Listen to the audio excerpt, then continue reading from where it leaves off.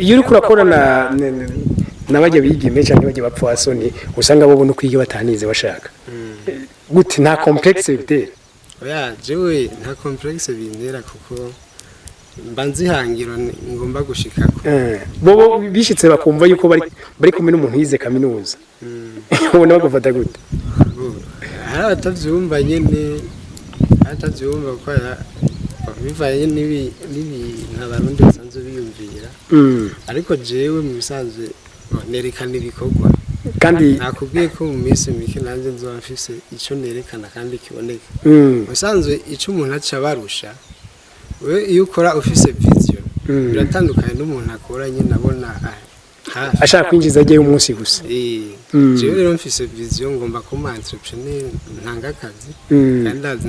nzobishikako okay rero urumva nyine tugitangura hari igihe umenga